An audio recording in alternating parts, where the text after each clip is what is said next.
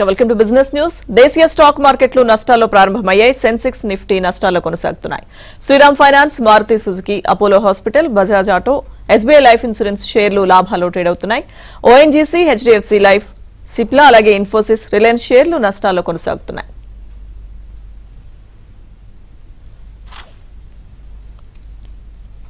ఇక stock markets పై మనతో మాట్లాడేందుకు బిజినెస్ అనలిస్ట్ వివికే ప్రసాద్ గారు అలాగే ఇద్దరు రామకృష్ణ గారు ఉన్నారు. వారితో మాట్లాడు. రైట్, ప్రసాద్ గారు చెప్పండి. ప్రసాద్ గారు గుడ్ మార్నింగ్ అండి. సార్, నవంబర్ నెలకు చూసుకుంటే కనుక జీఎస్టీ కలెక్షన్లు 1.82 లక్షల కోట్లకి పరిమితమైనట్టు తెలుస్తుంది సార్. అయితే ఇది మంచి సూచిక అంటారా లేక నెగిటివ్ సైన్ గా మనం భావించవచ్చు అంటారా దీన్ని? ఇప్పుడు చూసే వాళ్ళ యాంగిల్ బట్టి ఉంటుందండి. 1.82 lakhs అంటే జనం చెప్పేది ఏంటంటే అక్టోబర్ నెలతో పోలిస్తే తగ్గిందని కొంతమంది చెప్తుంటే, లాస్ట్ ఇయర్ లో ఉన్న నవంబర్ తో పోలిస్తే పెరిగిందనేమో గవర్నమెంట్ చెప్తా ఉంటుంది. ఏది కరెక్ట్ అంటే ఎప్పుడు కూడా మనం చెప్తా ఉంటాం, మేనేజ్మెంట్ క్లాస్ లో చెప్తారు, గ్లాసే ఉందనుకోండి సగానికి నీళ్లు ఉన్నాయి. దీన్ని ఏం చెప్పొచ్చు అంటే కొంతమంది ఏమో సగం ఖాళీగా ఉందంటారు, కొంతమంది ఏమో సగం ఫుల్ గా ఉందంటారు. అలా లాస్ట్ ఇయర్ తో పోలిస్తే పెరిగింది కాబట్టి హ్యాపీగా ఉండాలా, లేకపోతే లాస్ట్ మంత్ తో పోలిస్తే తగ్గింది కాబట్టి బాధపడాలా అంటే ఎవరి నిర్వచనానికి వాళ్ళకి వదిలేయచ్చు. కానీ మనం గుర్తుంచుకోవాల్సింది ఏంటంటే అక్టోబర్ లో 31 రోజులు ఉంటాయి. దాదాపుగా 1,80,000 కోట్లు అంటే రోజుకు 6,000. మరి నవంబర్ నెలలో ఎన్ని రోజులు ఉంటాయండి? 30 రోజులు. కాబట్టి ఆటోమేటిక్ గా కొద్దిగా తగ్గాలి. ఏ మాత్రం కూడా కంగారు పడవలసిన అవసరం లేదు. దీని గురించి ఒక్క నిమిషం కూడా ఆలోచించవలసినటువంటి అవసరం లేనే లేదు. సరే, అయితే క్వార్టర్ ముగిసిన 2 నెలల కాలానికి వచ్చిన స్టాటిస్టిక్స్ కనుక చూస్తే సెప్టెంబర్ క్వార్టర్ లో మన జీడీపీ మందగించినట్లుగా చెప్తున్నారు కదా సార్. డిసెంబర్ అలాగే 2025 మార్చ్ క్వార్టర్స్ లో కూడా ఒకవేళ జీడీపీ ఇదే పరిస్థితి కంటిన్యూ చేసే అవకాశం ఉందంటారా, లేకపోతే ఎకానమీ ఏమైనా తిరిగి మళ్ళీ పుంజుకునే అవకాశాలు ఉన్నాయంటారా సార్? పుంజుకునే అవకాశాలు కాదండి, పుంజుకునేటువంటి రూఢీగా గ్యారంటీగా చెప్పొచ్చు. ఎందువల్లంటే ఈ సంవత్సరంలో మనం గమనించాల్సింది ఎలక్షన్ల సంవత్సరంగా చెప్పొచ్చు. ఏప్రిల్ మే నెలలోనేమో సెంట్రల్ గవర్నమెంట్ కి వచ్చినటువంటి ఎలక్షన్లు, తర్వాత ఏమో స్టేట్స్ లోకి వచ్చిన ఎలక్షన్లు, హర్యానా కానివ్వండి, జార్ఖండ్ కానివ్వండి, మహారాష్ట్ర కానివ్వండి, ఇలా ఎలక్షన్ల టైంలో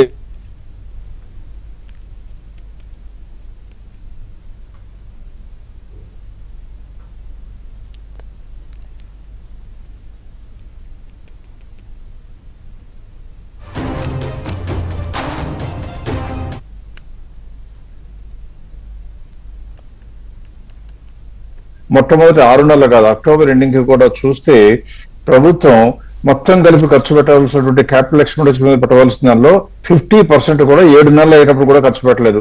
ఇన్ఫాక్ట్ 8 నెలలు అయ్యేటప్పుడు కూడా ఖర్చు పెట్టలేదు. అంటే అర్థం ఏంటి? ఇక రాబోయే రోజుల్లో ఇప్పుడు ఎలక్షన్లన్నీ మన వెనకాల పడిపోయినాయి కాబట్టి రాబోయే రోజుల్లో గ్యారంటీగా ఖర్చు పెడతారు. అందువల్ల జీడీపీ పెరగడం ఖాయం. ఈ మొన్న 5.4% వచ్చిందని చెప్పినా కానీ పెద్ద పెద్ద అన్ని సంస్థలన్నీ కూడా చెప్తుంది ఏంటంటే నెక్స్ట్ రాబోయే 2 క్వార్టర్లో 6.7% ఉంటుందంటున్నారు. సో కాబట్టి భారతదేశం యొక్క ఎకానమీ గురించి ప్రస్తుతం కొత్తగా ఏదైనా నెగటివ్ సైన్స్ వస్తే తప్పితే భయపడవలసిన అవసరం లేదు, కంగారు పడవలసిన విషయం కానే కాదు. సరే, అయితే వృద్ధి రేటు మందగిస్తున్నట్లు వచ్చిన ఈ వార్తల నేపథ్యంలో రాబోయే రోజుల్లో ఆర్బీఐ ఇంట్రెస్ట్ రేట్లు తగ్గించే అవకాశం ఉందంటారా, లేకపోతే ఇంకా ఇన్ఫ్లేషన్ గురించి ఆలోచిస్తే అదే విధంగా కూడా మెయింటైన్ చేస్తారంటారా సార్? మీరు నేను సామాన్య పౌరులందరం ఎప్పుడు ఎదురు చూసేటువంటి ఆలోచన ఏంటంటే ఆర్బీఐ ఇంట్రెస్ట్ రేట్ తగ్గించాలి అంటాం. ఎప్పుడు మనం అప్పులు తీసుకుంటే మన ఈఎంఐల మీద వడ్డీ కట్టాలి కాబట్టి. కానీ రిటైర్డ్ పీపుల్ ఏమనుకుంటారు, తగ్గించకపోతే బాగుండు, ఎందుకంటే ఎక్కువ ఉంటే మాకు తినడానికి 4 రూపాయలు వస్తాయి కదా అంటారు. సో కాబట్టి రెండు వైపులా ఆర్గ్యుమెంట్ ఉంటుంది. ప్రస్తుతం ఆర్బీఐ ముందున్నటువంటి పరిస్థితి ఏంటంటే జీడీపీ తగ్గింది కాబట్టి ఇంట్రెస్ట్ రేట్ పెంచాలా అంటే క్లియర్ గా మన శక్తికాంత దాస్ ఆర్బీఐ గవర్నర్ చెప్పారు, ఈ సమయంలో ఇంట్రెస్ట్ రేట్ తగ్గించడం ప్రమాదకరం కాబట్టి తగ్గించే ఆలోచన ఇమ్మీడియట్ గా అయితే లేదు అన్నారు. ఉండదు అలా తగ్గించడం, కానీ తగ్గించాలనే ఆలోచన ఇమీడియట్ గా లేదు అన్నారు. ఇలాగే ఉంటాయి. అంటే కర్ర విరగకుండా పాము చావకుండా చెప్తా ఉంటారు ఆర్బీఐలో ఎప్పుడు కూడా సంభాషణ. అందువల్ల దీని గురించి తగ్గిస్తారా లేదా అంటే మనం ఒకటి మాత్రం చెప్పొచ్చు, అంతర్జాతీయంగా వడ్డీ రేట్లు తిరిగి తగ్గుతున్న ఈ తరుణంలో మాక్సిమం ఇంకొక 3 నెలలు పట్టు కూర్చోగలరేమో, కానీ ఆ తర్వాత మాత్రం పట్టుకు కూర్చోవడం సాధ్యం కాదు. కాబట్టి ఇక్కడ నుంచి 1 year కాలంలో చూస్తే ఖచ్చితంగా 0.5% నుంచి 1% ఇండియాలో కూడా తగ్గి తీరవలసిందే. తగ్గితే కార్పొరేట్లకు లాభాలు రాక తప్పదు. అందువల్ల వెంటనే వస్తుందని చెప్పలేకపోయినా నెక్స్ట్ 1 year లో అయితే మాత్రం గ్యారంటీగా తగ్గుతాయని ఆశించవచ్చు. సరే, అయితే అమెరికా కాబోయే ప్రెసిడెంట్ గా ఎన్నికబడిన ట్రంప్ ఈ మధ్యనే బ్రిక్స్ కంట్రీస్ కనుక డాలర్ కి ప్రత్యామ్నాయం కనుక్కునే దిశగా కనుక చర్యలు చేపట్టినట్లయితే ఆ దేశాలన్నిటిపైన కూడా 100% టారిఫ్ విధిస్తానని చెప్తున్నారు. ఒకవేళ ఇది ఆచరణలో అసలు సాధ్యమంటారా సార్? దీనివల్ల ఫలితాలు ఎలా ఉంటాయి? ఎప్పుడు కూడానండి ఒకటి మనం గమనించాల్సింది ఏంటంటే మనకి బాగా ఆకలి అవుతుంది అనుకోండి, ఫుడ్ కొనుక్కుని తింటా ఉంటాం.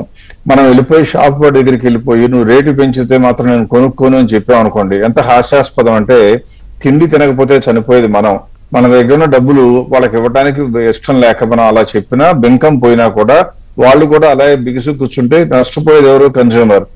ప్రస్తుతానికి ప్రపంచం మొత్తానికి కూడా డబ్బు రూపంలో పెద్ద కన్స్యూమర్ ఎవరు అంటే అమెరికా.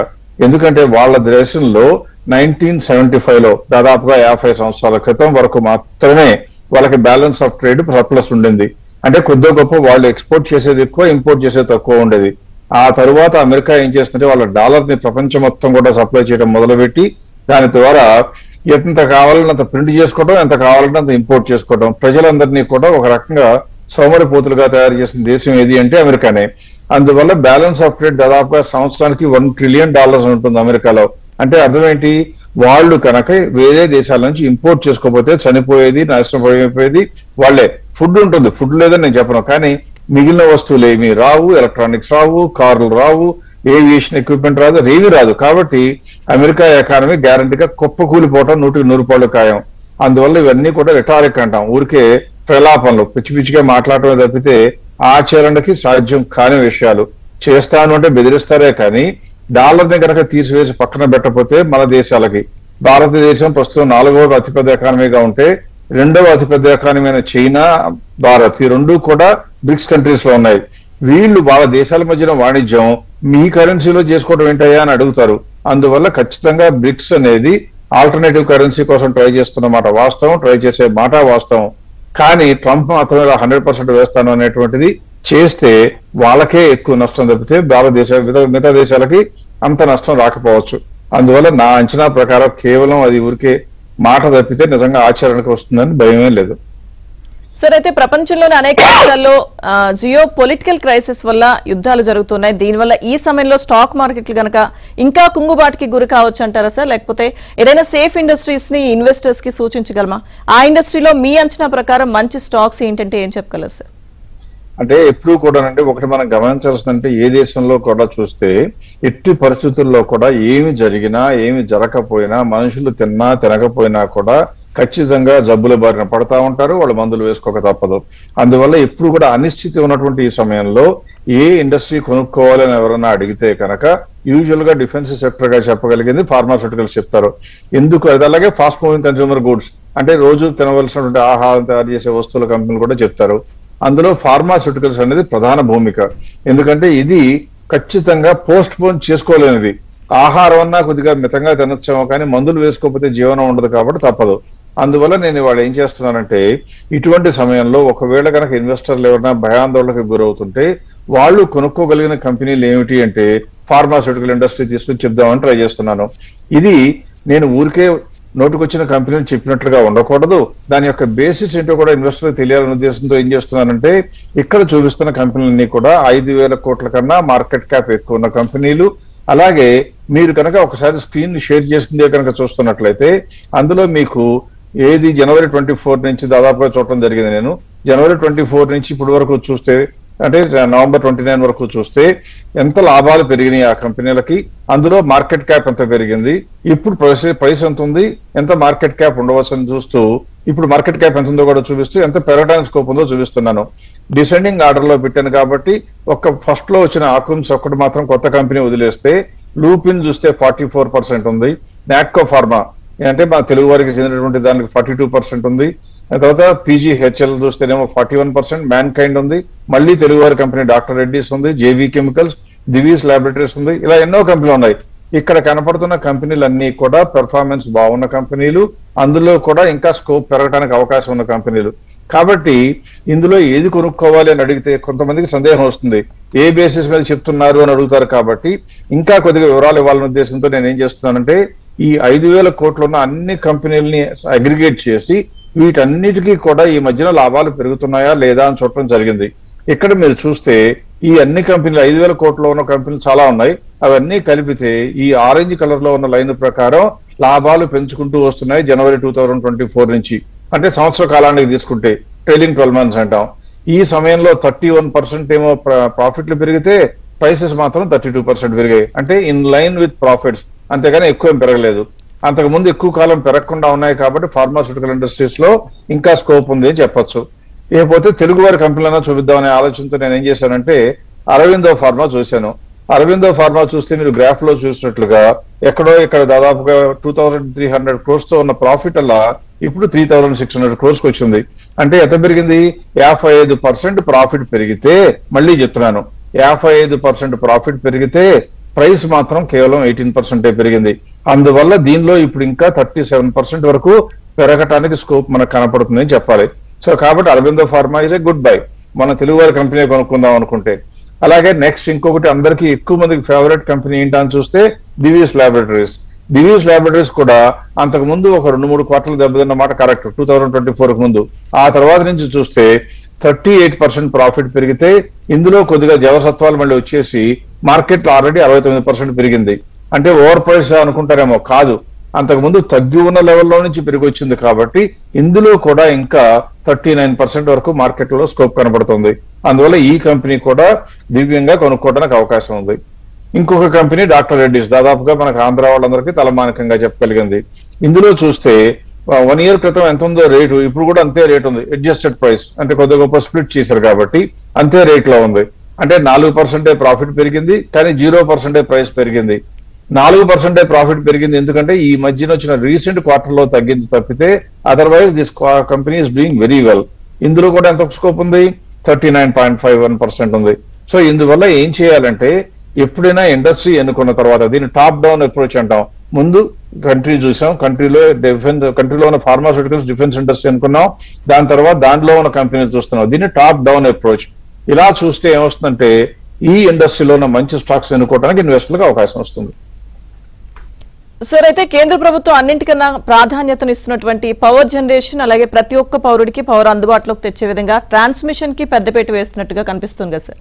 ఈ సమయంలో పవర్ జనరేషన్ అలాగే ట్రాన్స్మిషన్ కంపెనీల్లో లాంగ్ టర్మ్ లో చూస్తే గనక క్యాపిటల్ ఎక్స్పెండిచర్ ఎక్కువగా ఉంటుంది కాబట్టి కొద్దిగా స్థిరమైన పనితీరు అంటే కొద్ది గొప్ప తక్కువ వోల్టాలిటీ ఉంటుందని భావిస్తారు. సో ఆ రెండు ఇండస్ట్రీలో ఏవైనా స్టాక్స్ మీకు అట్రాక్టివ్ గా కనిపిస్తున్నాయి సార్? మొట్టమొదటి మీరు అడిగిన ఇండస్ట్రీ చాలా ఇంపార్టెంట్ ఇండస్ట్రీ. ఎందుకంటే భారతదేశానికి ఉన్నటువంటి గ్రోత్ కి పెద్ద ప్రతిబంధకం ఏమిటి అని చూస్తే ఇప్పుడు ఇంపోర్ట్సే. ఎక్కువ ఆయిల్ ఇంపోర్ట్ చేసుకుంటా ఉండాలి. ఆయిల్ ఇంపోర్ట్ చేస్తున్నది మన పవర్ కోసం, అంటే కార్లు తిరగాలన్నా మన ఇళ్లలో పవర్ రావాలన్నా ఏదైనా సరే ఆయిల్ ఇంపోర్ట్ చేసుకుని మనం ఖర్చు పెడుతున్నాం కాబట్టి దాని మీద డిపెండెన్స్ తగ్గించాలి.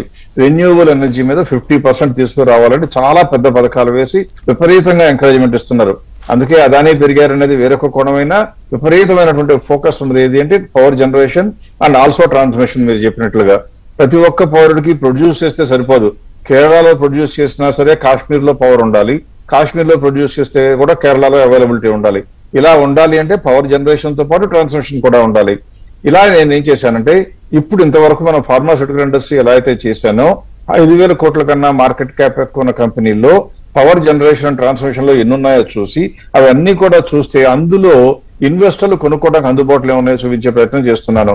ఇందులో కనుక మీరు స్క్రీన్ మీద చూసినట్లయితే మొట్టమొదట అదానీ ఎనర్జీ సొల్యూషన్ కనపడుతుంది. అది ఆ మార్కెట్ లో వచ్చిన రూమర్లు బ్యాడ్ న్యూస్ గురించి పక్కన పెడితే కనుక దాదాపుగా 78% పెరగడానికి ఛాన్స్ ఉంది ఇప్పుడు 840 రూపాయల దగ్గర నుంచి. అలాగే IWEL చూస్తేనేమో 60%, తర్వాత రిలయన్స్ పవర్ ఒకటి చూస్తేనేమో 53%, Neyveli lignite corporation NLC India చూస్తే 52%, టారెంట్ పవర్ చూస్తే 50%, తర్వాత కల్పతరు పవర్ ఇది ఒక్కటే ట్రాన్స్మిషన్ లోకి వచ్చింది. అంటే ట్రాన్స్మిషన్ లైన్ లో ఉన్న వాటిలో గ్రోత్ ఉండి కొద్దిగా గొప్ప బెటర్ గా కనపడింది, ఒకటే కనపడింది నాకు. కల్పతరు చూస్తే 41%, కలకటా ఎలక్ట్రిక్ కంపెనీ చూస్తే 39%, అదానీ గ్రీన్ మళ్ళీ 35%, JSW ఎనర్జీ, JP పవర్, ఇలా ఈ కంపెనీలన్నీ కూడా బాగున్నాయి. అదృష్టవశాత్తు మీరు అడిగిన రెండు ఇండస్ట్రీలు కూడా ఫార్మాస్యూటికల్ పవర్ కూడా ఇన్వెస్టర్లు ఎక్కువ మందికి ఇష్టమైన కంపెనీలు. అందులో మంచి ఏదో చెప్పడం మన విధి, ఏది కొనుక్కుంటారు అనేది వాళ్ళ విచక్షణకి వదిలేయటం మంచి పని అవుతుంది. Okay sir, thank you so much sir Vivika Prasad garu మీ అనాలిసిస్ అందించినందుకు. Thank you. ఇది బిజినెస్ అప్డేట్స్. Keep watching.